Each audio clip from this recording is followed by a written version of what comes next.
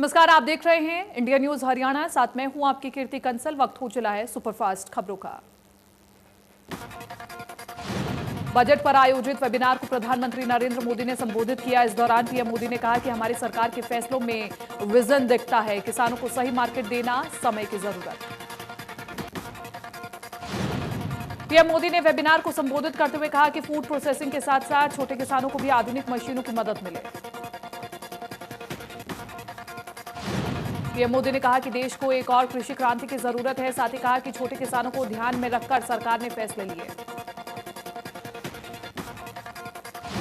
PM Modi ने मिट्टी की गुणवत्ता पर ध्यान के लिए कहा। पीएम ने कहा कि सॉइल टेस्टिंग पर ध्यान देना होगा, जिसके लिए नेटवर्क बनाने की जरूरत है। कॉन्ट्रैक्ट फार्मिंग को लेकर के पीएम मोदी ने कहा कि देश के अलग अलग हिस्सों में कॉन्ट्रैक्ट फार्मिंग पहले से जारी है।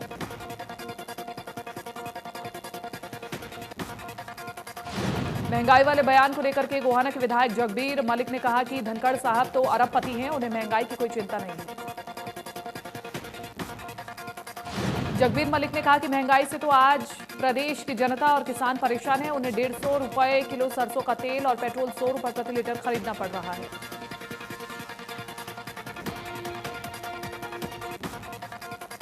सतरुल खाप के प्रधान ने रामनिवास लोहान ने कहा कि दूध को लेकर के खाप के ऐलान के बाद मिला जुला असर रहा। कुछ किसानों को आज पता नहीं था, इसलिए कुछ किसानों ने आज दूध दिया है, लेकिन अब नहीं देंगे।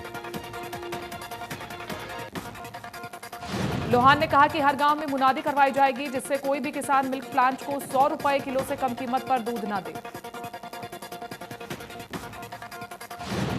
नारनौंद में 100 रुपए किलो दूध बेचने की तैयारी। कई डेयरी संचालक ने बीटा दूध प्लांट को 100 रुपए किलो से कम दूध देने पर किया इनकार।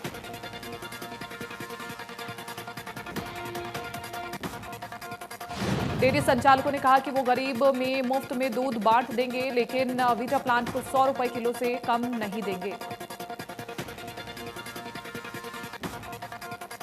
दरअसल कृषि कानूनों के खिलाफ एकजुटता दिखाते हुए सतरुल खाप ने 1 मार्च से दूध 100 रुपए किलो करने की बात की थी, जिसके बाद डेयरी संचालकों ने 100 रुपए किलो दूध बेचने का दावा किया।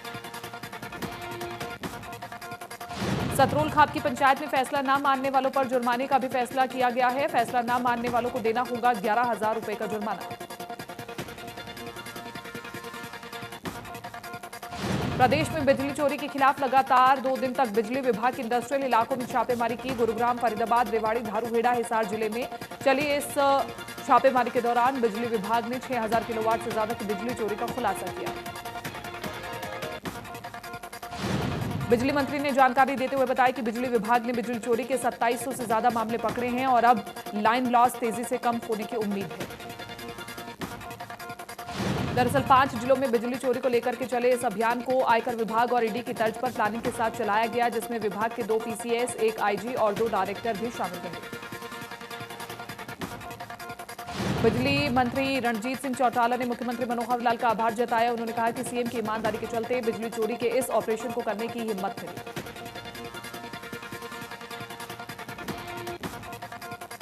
बिजली मंत्री रणजीत सिंह चौटाला ने किसान आंदोलन को लेकर के कहा कि किसान और केंद्र सरकार की आपसी बातचीत से ही आंदोलन का मामला सुलझेगा। इसके अलावा रणजीत सिंह चौटाला ने कांग्रेस की विधानसभा में अविश्वास प्रस्ताव लाने पर तंज कसा। उन्होंने कहा कि कांग्रेस कई गुटों में बढ़ चुकी है।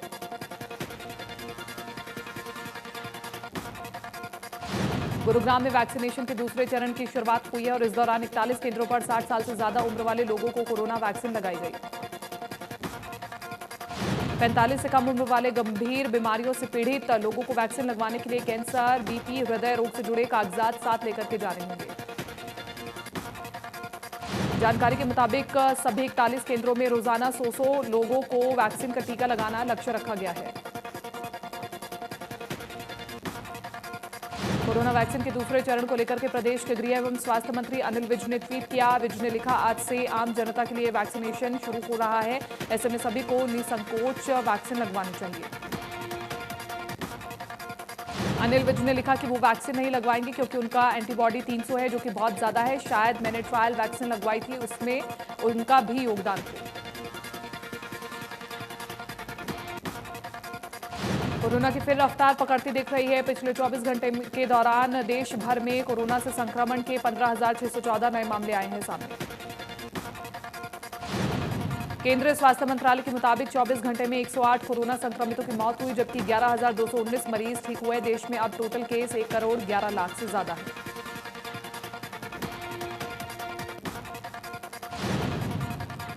फतेहाबाद में हैंडलूम की दुकान में काम करने वाले नौकर ने अपने दुकानदार की टोका टाकी से तंग आकर के दुकानदार पर लोहे की रॉड से हमला कर दिया। दुकानदार के साथ साथ मारपीट की ये वारदात दुकान में लगे सीसीटीवी में कैद हो गई, जिसमें साफ देखा जा सकता है कि दुकानदार पर नौकर ने लोहे की रॉड से एक के बाद एक कई वार किए। दुकानदार के साथ मारपीट के बीच पड़ोसी दुकान पर पहुंचे, जिन्होंने दुकानदार को नौकर से बचाया। इस हमले में दुकानदार को कई गंभीर चोटें आई हैं। घायल दुकानदार ने पुलिस को पूरे मामले की सूचना दी, जिसमें उसने बताया कि किसी बात पर कहासुनी के बाद नौकर ने उस पर हमला किया और जान से मारने की धमकी दी।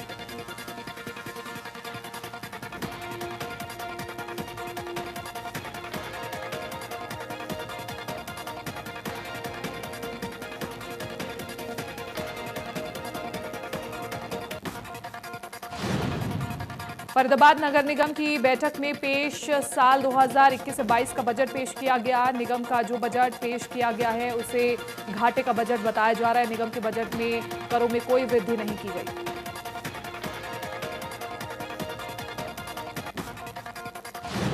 भिवानी नगर परिषद की एक महत्वपूर्ण बैठक में 3 करोड़ रुपए का बजट पास कर शहर की गलियों और इन दरवाजों के पुनर्निर्माण को लेकर के प्रस्ताव पास किया गया है। विधायक घनश्याम सर्राफ और नगर परिषद चेयरमैन रण सिंह यादव ने बताया कि शहर के बाहर प्राचीन दरवाजों का ऐतिहासिक महत्व है। नगर परिषद भिवानी ने यह निर्णय लिया है कि इन दरवाजों का पुनर्निर्माण करवाया जाएगा। बजट मीटिंग में 3 करोड़ रुपए की ग्रांट नगर परिषद को मिली है और इस ग्रांट से शहर की गलियों का निर्माण का बजट प्रस्ताव भी मीटिंग में पास किया गया है।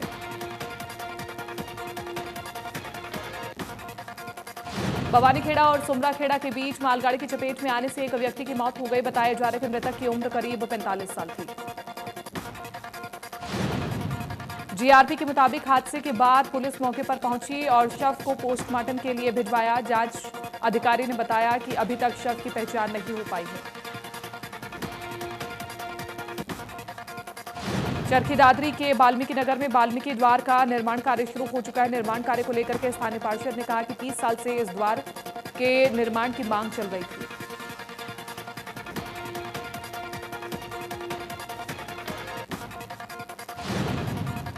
भिवानी में भवानीखेड़ा के प्रेमनगर के रहने वाले लोग प्रशासन के एक फैसले से खफा हैं और 2 महीने से धरना दे रहे हैं। ग्रामीणों का कहना है कि प्रेमनगर में प्रस्तावित कॉलेज अब भिवानी शहर में बनाया जा रहा है, जो कि गलत है। ग्रामीणों ने प्रेमनगर में सीबीएलयू के गेट पर पहुंचे और ताला लगाकर के प्रदर्शन करने लगे। गांव वालों ने बताया कि जुलाई 2017 में तत्कालीन स्वास्थ्य मंत्री ने दान में दी गई जमीन पर मेडिकल कॉलेज की आधारशिला भी रखी थी। ग्रामीणों का कहना है कि दान की गई जमीन पर मेडिकल कॉलेज बनाने का फैसला बदल दिया गया है। 18 महीने में मेडिकल कॉलेज बनकर के तैयार भी होना था, लेकिन अब वादा खिलाफी से लोग परेशान हैं।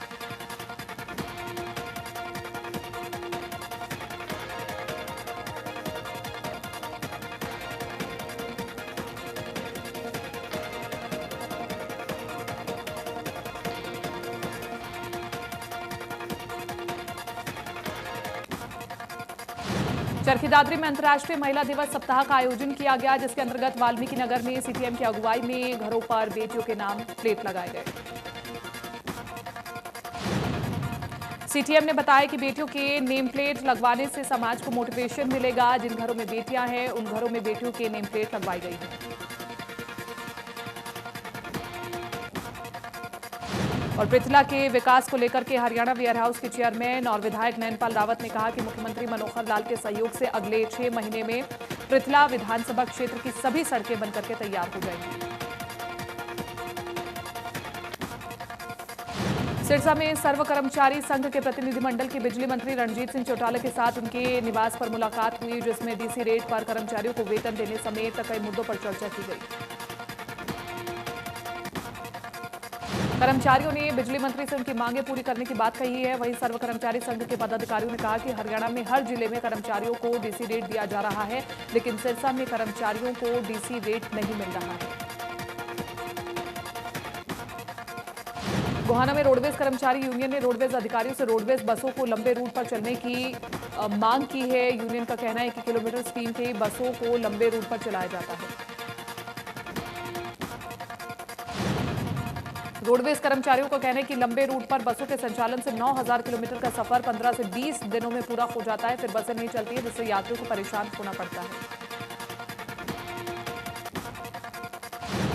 रोडवेज कर्मचारियों ने बताया कि 9,000 किलोमीटर पूरा होने के बाद बसें नहीं चलाई जाती और ऐसे में बसों को निर्धारित रूटों पर 300 किलोमीटर तक चलाया जाए, जिससे विभाग की कमाई बढ़े।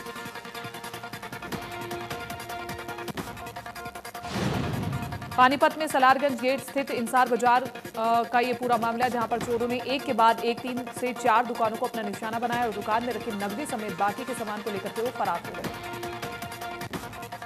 दुकानदारों को कहने की छत के ऊपर से ग्रिल तोड़ करके अंदर घुसे थे चोर, जिसके बाद एक दुकान में चोरी की वारदात सामने आई और 3 दुकानों में चोरी होने से दुकानदारों में खासा रोष। दुकानदारों को कहने कि इससे पहले भी कई बार बिजली चोरी की वारदातें सामने आ चुकी है। उन्होंने पुलिस से बाजारों में गश्त बढ़ाए जाने की मांग भी की है।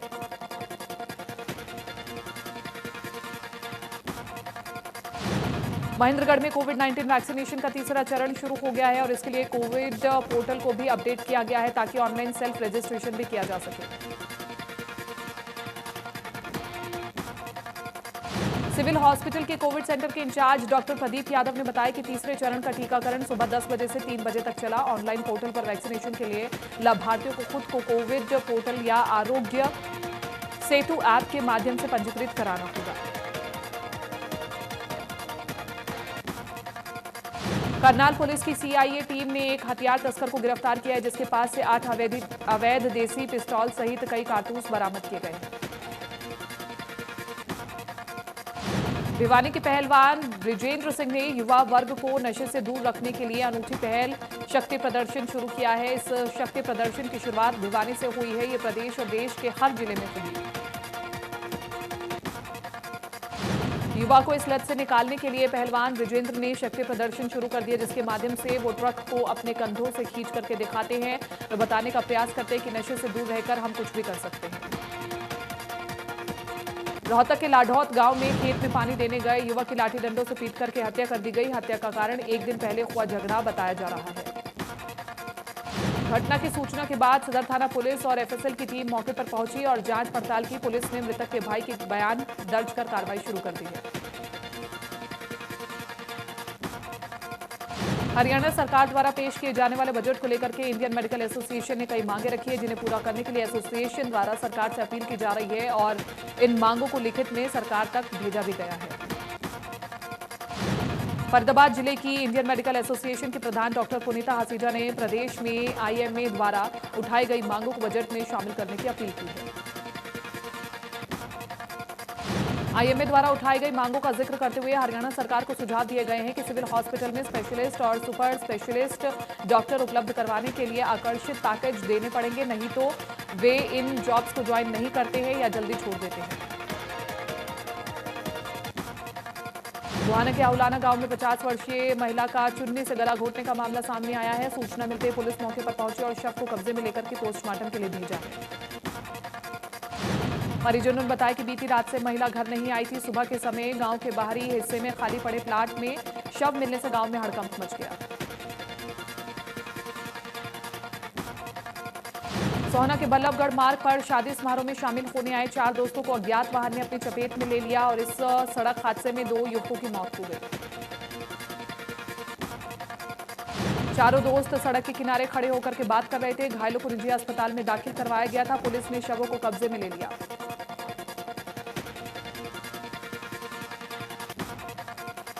पानीपत के नेशनल हाईवे स्थित टोल प्लाजा के पास चोर ने 2 ट्रकों से बैटरी चोरी कर फरार हो गए।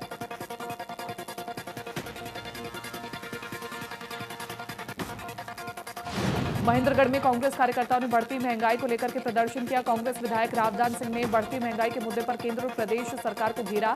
वहीं उन्होंने कहा कि सरकार किसान विरोधी है।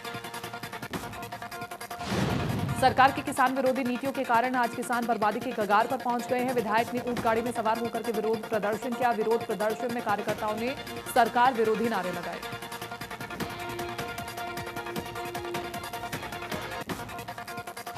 टोहाना में बिजली चोरी पकड़ने की टीम के साथ मारपीट मामले में गिरफ्तारी नहीं होने के चलते बिजली कर्मचारियों ने रोष प्रदर्शन किया, साथ ही प्रशासन के खिलाफ नारेबाजी भी की। दरअसल गांव फतेहपुरी में बिजली चोरी पकड़ने गई निगम की टीम के साथ ग्रामीणों ने मारपीट की थी, जिसको लेकर के कर्मचारियों ने शिकायत भी की, लेकिन किसी के खिलाफ कोई कार्रवाई नहीं हुई।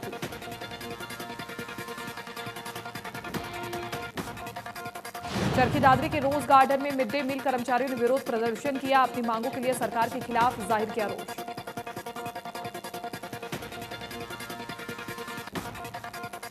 कोरोना के बाद पहली बार फरीदाबाद के सेक्टर 15 में रेजिडेंट्स द्वारा फ्लावर एंड फूड फेस्टिवल का आयोजन किया गया, जिसमें सभी रेजिडेंट ने शामिल होकर के फेस्टिवल का आनंद लिया।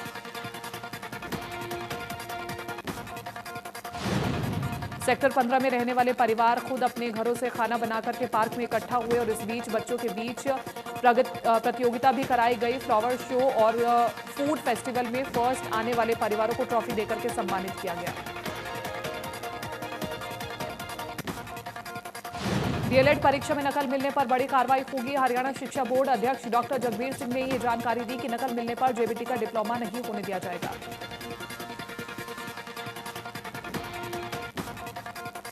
भिवानी में 6 और 7 मार्च के होने वाले प्रतियोगिता के लिए भीम स्टेडियम में ट्रायल का आयोजन किया गया, जिसमें प्रदेश भर के आए खिलाड़ियों ने अपना दमखम दिखाया।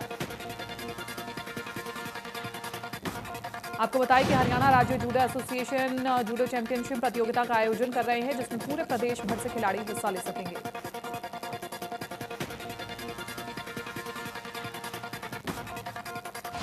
कोरोना के चलते 1 साल से बंद स्कूल अब खुल गए हैं। गुरुग्राम में भी सैनिटाइजेशन के बाद स्कूल खोले गए हैं।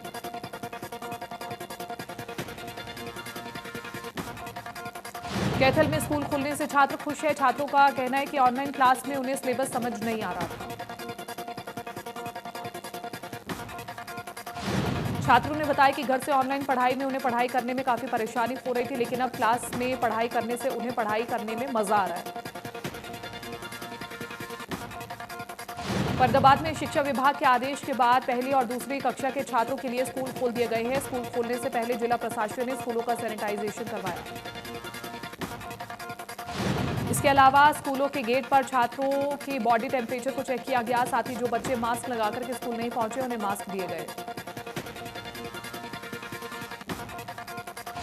आम आदमी पर एक बार फिर से महंगाई की मार पड़ी है। सरकारी गैस कंपनियों ने फिर बढ़ा दिए गैस के दाम। रसोई गैस के सिलेंडर के दाम 25 रुपए फिर बढ़े। रसोई गैस के सिलेंडर पर 25 रुपए बढ़ने से अब दिल्ली में एक गैस सिलेंडर की कीमत 819 रुपए हो गई है। पीएम मोदी के वैक्सीन लगवाने पर गृह मंत्री अनिल विज ने कहा कि पीएम के वैक्सीन लगवाने के बाद काफी हद तक अब लोगों के दिमाग से डर दूर होगा। विज ने कहा कि पीएम ने वो काम किया है जो एक सच्चा नायक ही कर सकता है। उन्होंने ये भी बताया कि अब उन्हें वैक्सीन की जरूरत नहीं है, क्योंकि डॉक्टर्स इसके लिए मना कर चुके हैं।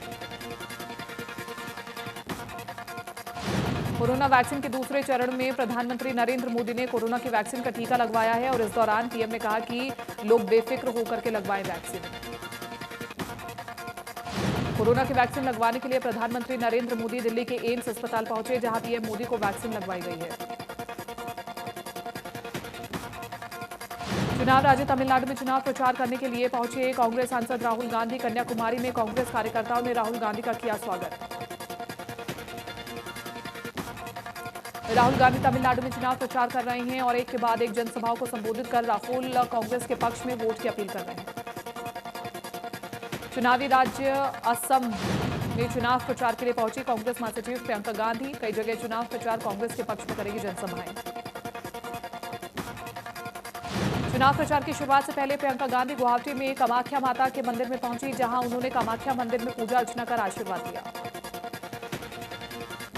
इस दौरान प्रियंका के साथ असम कांग्रेस के कई वरिष्ठ नेता भी मौजूद रहे। आपको बताएं कि असम में बीजेपी की सरकार है और कांग्रेस इस बार सरकार बनाने के लिए पूरा जोर लगा रही है।